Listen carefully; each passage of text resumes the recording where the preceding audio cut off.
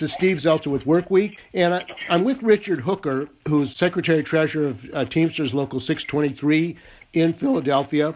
And Richard, why don't you talk about the issues and concerns? It's a short couple of days before the election. What are the issues and concerns of your members, Teamsters in Philadelphia? The biggest issue for our members as it pertains to this upcoming election, the United States president, we just want to make sure that we elect a president who is pro-labor, who doesn't want to, give company-friendly appointees to the NLRB and, weaken labor.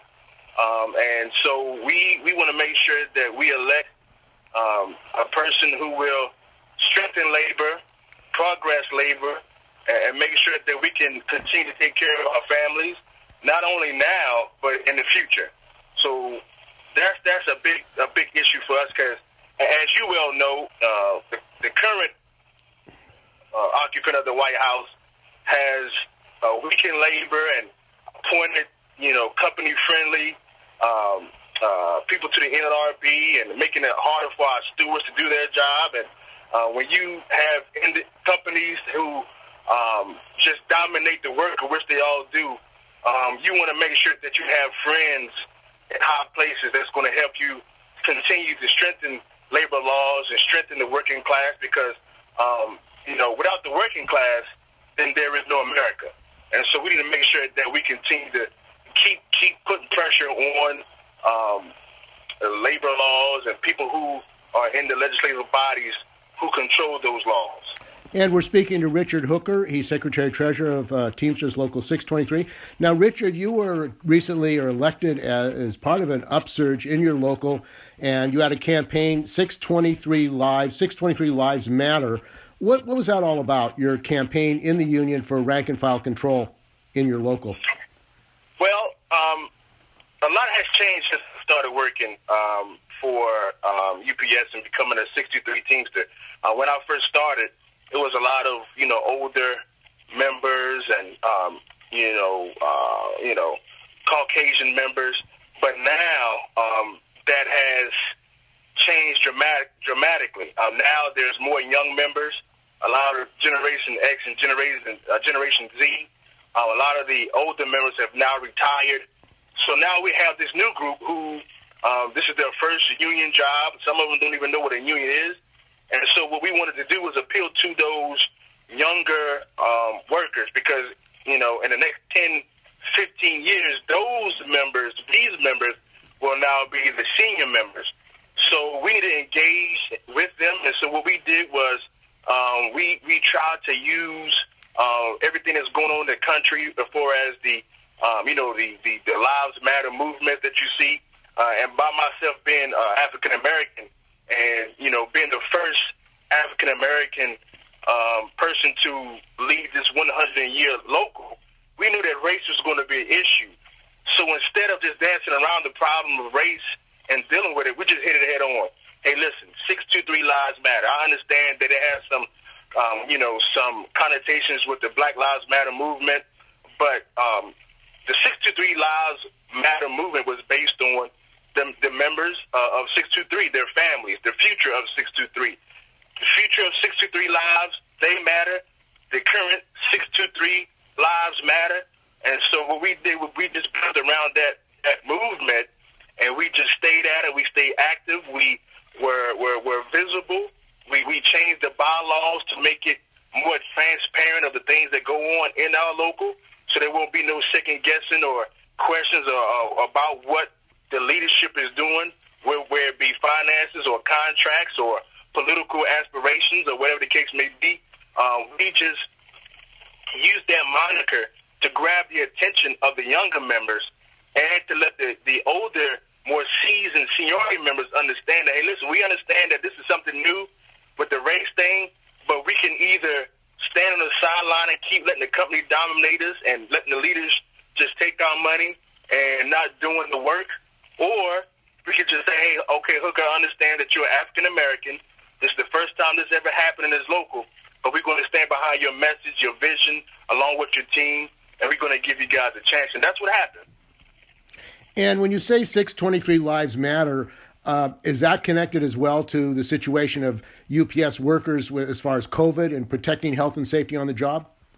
Absolutely, absolutely. And what happened as everywhere in this country, COVID hit, and no one, had a plan because this was brand new. But we held the company to the fire. I mean, we were on local news, national news, talking about how UPS did not, respect the workers and how they just left us out in there to die. They talk about essential, but what they proved was at that time is that we were just disposable. As long as we kept the packages moving and kept delivering the packages and risking our lives as long as the lives of our families, they didn't care. So what we had to do was we had a campaign where we filed safety grievances in our collective bargaining agreement. We also, we sent them videos of bathrooms that didn't have running water. We sent them how the facilities were trashed, the trash everywhere, which, one of the things that CDC and everybody was saying that you need to have a clean area. You need to be 6 feet apart. You need to have glass and gloves and all these things.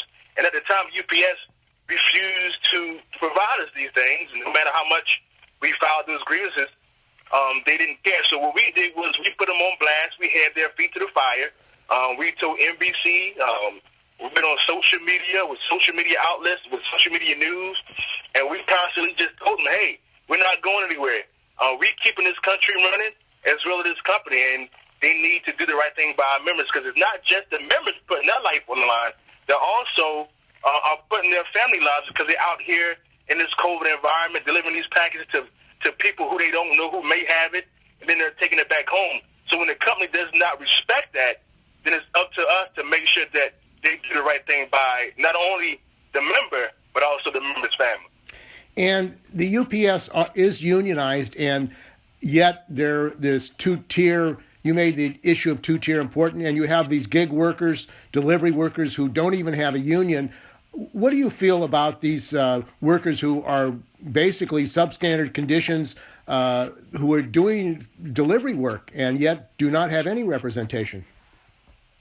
Well, and that's up to the unions to go out and organize them. I mean, that falls flatly at our feet. I mean, we need to engage these workers and show them the benefits of being in a union.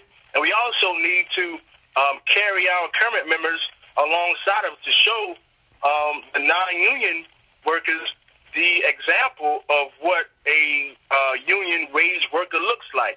But it's very difficult to organize new workers if you sell out the ones that you currently have. And so that's why we need to engage our current members, educate our current members, and mobilize our current members, so that when we go out and to organize new members, everybody will be on the same page. And that's what we need to do, and that's what we need to really, really, especially now, because right now is the perfect time to do it, because America has seen the importance of delivery drivers and warehouse workers, and these workers like this who are non-union. They see the importance of these workers, so now is the time to strike while the iron is hot. And Amazon is the biggest company, the multi-billionaire. They made tremendous amounts of money during this COVID crisis, yet the Amazon workers really have no rights on the job and are basically substandard conditions for Amazon workers. Is that the situation in Philadelphia? Yes, I mean, that's just the Amazon workers everywhere. I mean, you hit it the nail on the head. I mean, listen, Amazon is a threat. It's a threat to organized labor in that industry. Well, not even that industry. It's all industry, because they have a network that they use and is very, very accurate and is formidable. And if we don't act now, we're going to be, on the sideline. Instead of us trying to get with them, they're going to try to take us out. And so we need to really have a plan of attack, which I know the teams are working on. And I think once the leadership changes at the IBT level, which there is an election next year for IBT president and that whole regime there, hopefully things will change for us, more organized and especially at Amazon, we need to really organize them. They are a big, constant threat to labor. And we're talking with Richard Hooker. He's the Secretary-Treasurer of Philadelphia Teamsters Local 623, which represents a large number of UPS drivers. And Richard, there have been some actions in Philadelphia recently, protests against a murder of an African-American. What's going on there, and what's the view that you have about the continuing murder of blacks, African-Americans in the United States? Well, as an African-American man, I can tell you this. It's frightening, it's disheartening. That this is a continuing thing. And, I try not to talk about it because, again, I have a lot of members that, who have a lot of issues going on. For an example, when we had these riots and protests, some of our drivers are targets.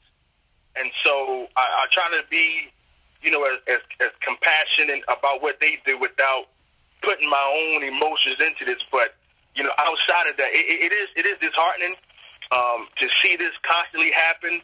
And I know here in Philly is a lot of social unrest, just like everywhere else, like in Minnesota with the George Floyd and Aubrey down in Georgia. It's a continuous thing. And, I grew up in the South, and I had a lot of I won't say a lot, but I have some confrontations with some members of the KKK a few times. But racism in America, it's not going to go anywhere. I wish it would, but it's been the fiber of this country. But we don't have to indulge in it. We don't have to be involved in it. And I think labor does have a responsibility to attack racism, because a lot of our workers live in these areas where there is, crime and infested areas. A lot of our members live in these areas that are not well-to-do. And I think it's our responsibility that we can help our members any way we can. And I know here at 623, we have launched a lot of partnerships with a lot of workers as far as the Poor People's Economic and Human Rights Campaign here in Philly, where we help feed our community. We help house some of our members. If they're in situations at home where we have battered women or homelessness, we help our members find homes as well. So I think it's a community effort and a community responsibility, and I think labor should be and has a duty to be involved in these situations, because a lot of our members live in these areas. Because in 623, approximately about 65 to 70% of our membership is minority. So, we do have a responsibility to listen, to act, engage, educate, and to fight, anything that harms our members, no matter if it's the company or social injustice. And some unions, the Rochester Labor Council in New York and others, Madison, Seattle, Martin Luther King Labor Council, have said that if Trump ignores the result of the election, there needs to be a national general strike. What are your thoughts about Trump if he does say he's going to disregard the results of the election? Well, you know what? I've been asked this question a lot, and I'm all for a general strike. But I think what needs to happen is the leadership needs to get involved with the members and let our members know what that looks like. Because we have to plan for that. We have to engage our membership to let them know, hey, listen, if Trump decides he's going to disregard the outcome, if he loses, that he's going to hold the company hostage, then this is what labor, our reaction, this is our responsibility, and this is how we're going to take action. But we need to engage our membership and let them know what that looks like. What that looks like for your family. How long would this go? I mean, how would are we going to, use some of our strike fund? We need to prepare our members. But this is a conversation that should have happened top of the year, maybe at the middle of last year, because you just can't, 2 days away from election, talk about a general strike. The leaders of this country, as far as labor leaders, there should have been like a mass gathering or a mass meeting, information passed back and forth discussion about, what this looked like for our members. how can we get them on board with this? Because if you can't go on strike without a plan, because it'll be chaos. And, you'll never win a strike in chaos.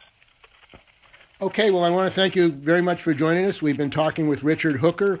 He's Secretary-Treasurer of IBT Local 623, and we're talking about the issues facing his members and working people, African Americans, and the future of this country. So thanks for joining us on WorkWeek, Richard. Thank you so much. I appreciate it.